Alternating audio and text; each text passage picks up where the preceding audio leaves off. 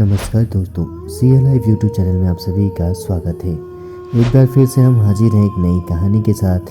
तो चलिए देखते हैं इस कहानी में क्या होने वाला है। और हम चैनल पर नए हैं तो चैनल को लाइक सब्सक्राइब करना बिल्कुल मत भूलिएगा। यह कहानी है बहादुरगढ़ नाम के एक गांव की। बहादुरगढ़ गांव में एक पुराना अस्पताल था जो करीब 60 सालों से बंद था। गांव वालों ने इस अस्पताल को खोलने की कई बार काफ़ी कोशिश की, लेकिन इस अस्पताल को दोबारा से खोला नहीं जा सका। जब भी गांव वालों ने कोशिश की इस अस्पताल को दोबारा से खुलवाने की, तो कभी सरपंच ने तो कभी गांव के सरकारी बाबुओं ने इस अस्पताल के काम को रुकवा दिया। इस अस्पताल के न खुलने की वजह से गांव वालों को काफ़ी ज़्यादा परेशानी हो रही थी। एक बार की बात है जब गांव में डेंगू फैला हुआ था। कई गांव वाले बीमार हो रहे थे। अस्पताल के बंद होने की वजह से गांव वालों को काफ़ी दूर जाना पड़ता था, जिससे उनको काफ़ी दिक्कतों का सामना करना पड़ता था। या तो वो बीच में ही दम तोड़ देते थे या वहां तक पहुंचते पहुंचते उनके परिजनों की मौत हो जाती थी। इन सब से गांव वाले काफ़ी दुखी हो चुके थे और उनके मन में सरपंच और सरकार को लेकर काफ़ी गुस्सा भर चुका था। एक बार की बात है जब गांव में करीब 10 लोगों की मौत हो जाती है। गांव वालों की मौत से गुस्साए लोगों ने सरपंच के घर को घेर लिया और सरपंच से ज़बरदस्ती उस अस्पताल को दोबारा खुलवाने की मांग करने लगे। गांव वालों का यह भयंकर गुस्सा देखकर सरपंच भी घबरा गए। गांव वालों की यह भयंकर गुस्सा देखकर सरपंच ने सरकार से गुहार लगाई और हुआ भी कुछ ऐसा। सरकार ने भी गांव वालों की बात मान ली और उस अस्पताल को दोबारा खोलने का निर्णय ले लिया। उस अस्पताल में काम तेज़ी से होने लगे और एक हफ्ते के अंदर ही गांव वालों का उनका पुराना अस्पताल खोल दिया गया। अस्पताल खुलते ही गांव वालों में खुशी की लहर दौड़ गई थी, क्योंकि अब उनको अपने परिजनों को लेकर काफ़ी दूर तक जाना नहीं पड़ेगा और गांव वालों को काफ़ी राहत मिल गई थी। इस वजह से सभी गांव वाले खुशियाँ मना रहे थे, लेकिन उन्हें क्या पता था कि जिस अस्पताल को लेकर वो खुशियाँ मना रहे हैं वही उनकी बर्बादी का कारण होने वाला था। सरकार ने उस सरकारी हॉस्पिटल में कई डॉक्टरों की नियुक्ति की। ये बड़े बड़े डॉक्टर शहर से मंगाए गए थे, लेकिन इन डॉक्टरों को इस गांव में आना बिल्कुल भी पसंद नहीं था। डॉक्टरों ने ग्रामीण में होने वाली इस पोस्टिंग के लिए सरकार का विरोध भी किया, पर सरकार ने इनकी एक भी न सुनी और ज़बरदस्ती इनकी पोस्टिंग उस पुराने अस्पताल में कर दी। सरकारी हॉस्पिटल में नियुक्त डॉक्टरों का मन यहाँ पर बिल्कुल भी नहीं लग रहा था, क्योंकि वो एक तो शहर की चमक दमक से दूर हो गए थे, ऊपर से उनकी ऊपरी इनकम भी ख़त्म सी हो गई थी। इस वजह से उन लोगों ने एक नया तरकीब निकाला, जिससे कि वह मोटी कमाई करने लगे। अस्पताल खुलने के एक हफ्ते बाद ही उस अस्पताल में नए नए नियम बनने लगे थे। सभी चीज़ों के दाम बढ़ा दिए गए थे और वहाँ पे काला बाजारी शुरू हो गई थी। जो भी पेशेंट वहाँ पे भर्ती होता, उसके खून को निकाल कर बेचने का धंधा शुरू हो गया था। इस वजह से गांव वाले काफ़ी परेशान रहने लगे थे, लेकिन उन्हें ये नहीं पता था कि इस अस्पताल में आखिर चल क्या रहा है। अस्पताल की महंगी दवाइयाँ उनके बस के बाहर थी, लेकिन वो मजबूर थे। गांव वाले किसी तरीके से पैसे जुटाकर उस अस्पताल में अपने परिजनों को भर्ती करवाते और यह उम्मीद लगाकर बैठते कि वो जल्द ही ठीक हो जाएंगे, लेकिन हुआ बिल्कुल उलट ही, क्योंकि जितने भी लोग वहाँ पे भर्ती होते वो स्वस्थ होने के बावजूद भी बीमार ही रहते। एक बार की बात है, उस गांव में एक नेहा नाम की लड़की रहती थी। वो अपने छोटे भाई अर्जुन और अपनी माँ कौशल्या के साथ रहती थी। एक बार अर्जुन की तबीयत काफ़ी ज़्यादा खराब हो गई। नेहा अर्जुन को लेकर रात में ही सरकारी अस्पताल पहुंच गई। अर्जुन को वहां पर भर्ती करा दिया और वहां पर उसके पास ही बैठ गई।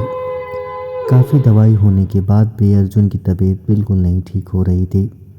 ऊपर से सरकारी अस्पताल के कर्मचारी उस पर बिल्कुल भी ध्यान नहीं दे रहे थे। इससे नेहा काफ़ी गुस्सा हो गई। वो एक नर्स पे चिल्ला उठी, तुम लोग क्या कर रही हो अभी तक? मेरा भाई दर्द में तड़प रहा है और तुमने एक दवा तक इसे नहीं दिया। आखिर चल क्या रहा है यहाँ पे? नेहा की जुल्लाहट देखकर नर्स भी उस पर भड़क गई और ज़ोर ज़ोर से चिल्लाने लगी, अगर तुम्हें हम पर विश्वास नहीं है तो अपने भाई को लेकर कहीं और चली जाओ। या फिर मुंह बंद करके देखती रहो। नर्स की यह बात सुनकर नेहा थोड़ी सहम सी गई और चुप होकर एक किनारे में बैठ गई। रात के करीब 11 बज रहे थे। अचानक से एक डॉक्टर उसके वार्ड में आता है और नेहा को उस वार्ड से बाहर जाने को कहता है कि नेहा अपने भाई अर्जुन को छोड़कर बाहर नहीं जाना चाहती थी, इसलिए वो बार बार रिक्वेस्ट करने लगी कि नहीं, उसे कमरे में ही रहने दिया जाए। लेकिन डॉक्टर ने नेहा की एक बात भी नहीं सुनी और नेहा को बाहर भेज दिया। नेहा को बाहर जाते ही डॉक्टर ने अर्जुन को एक इंजेक्शन दिया। इंजेक्शन बेहोशी का था।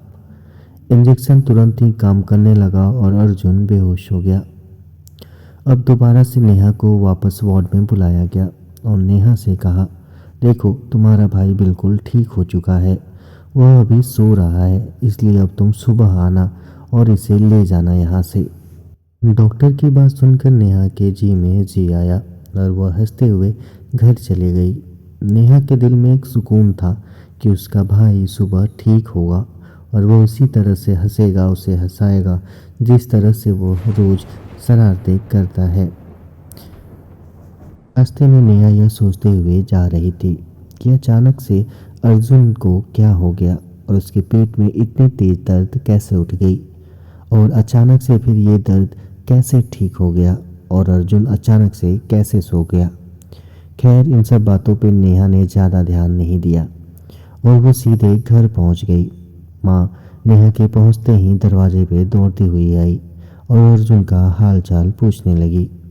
नेहा ने कहा, माँ घबराओ मत, वो बिल्कुल ठीक हो चुका है, अभी वो सो रहा था, इस वजह से डॉक्टर ने कहा तुम इसे सुबह घर ले जाना, हम सुबह अर्जुन को ले आएंगे। सुबह होते ही नेहा अस्पताल पहुंच गई और अर्जुन को ढूंढने लगी, लेकिन अस्पताल जाने पे उसे जो पता चला वो सुनकर उसकी आंखें फटी रह गई। नेहा के अस्पताल पहुंचते ही डॉक्टरों ने नेहा को बताया कि अर्जुन की मौत हो चुकी है। अचानक से रात में अर्जुन की फिर से तबीयत काफ़ी बिगड़ गई थी, लेकिन उसकी कुछ ही देर बाद अर्जुन की मौत हो गई।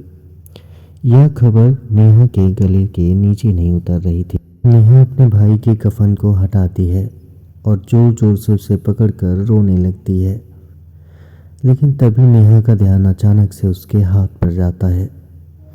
उसका हाथ पूरा नीला पड़ चुका था, मानो किसी ने उसके जिस्म से खून को चूस लिया हो। नेहा को समझ नहीं आ रहा था कि अर्जुन की शरीर पे ये निशान कैसे आ गए। अचानक से अर्जुन का शरीर इतना काला कैसे पड़ गया। तभी नेहा का ध्यान उस वार्ड में एक बूढ़ी औरत पर गया। वह तुरंत उस बूढ़ी औरत के पास जाती है और कहती है, माँ तू बता मेरे भाई के साथ रात में क्या हुआ। पहले तो बूढ़ी औरत ने कुछ ना कहा, लेकिन नेहा का यह हाल उसे देखा नहीं गया और अचानक से वह बोल पड़ती है, तेरा भाई तो सोया हुआ था, उसे कोई दर्द रात में हुआ ही नहीं और सुबह अचानक से डॉक्टरों ने उसे मृत घोषित कर दिया। मुझे तो ये समझ में नहीं आ रहा है कि अगर एक सोता बच्चा कैसे मर गया। तभी कुछ सोचते हुए बूढ़ी औरत बोल पड़ी, अरे हाँ याद आया, रात को 2 बजे करीब जब ये सो रहा था तब 2 डॉक्टर इस रूम में आते हैं। उन्होंने इसे ड्रिप लगाई, उस ड्रिप से खून जा रहा था और ऐसे उन्होंने 8 ड्रिप इसको लगाई, 8 बोतल को भरा। मुझे लगा कोई दवा होगी और उसके बाद से ही फिर ये उठा ही नहीं। इतना सुनते ही नेहा दौड़ते हुए एक चाकू उठाती है और अपने भाई के सीने को चीर देती है। आगे इस कहानी में क्या हुआ यह जानने के लिए चैनल को लाइक सब्सक्राइब जरूर करें और हाँ, पार्ट 4 की अगर आप कर रहे हैं इंतजार तो हमें कमेंट करके बताना ना भूलें। हम इस कहानी को जल्दी पूरा करेंगे। मिलते हैं नए वीडियो में।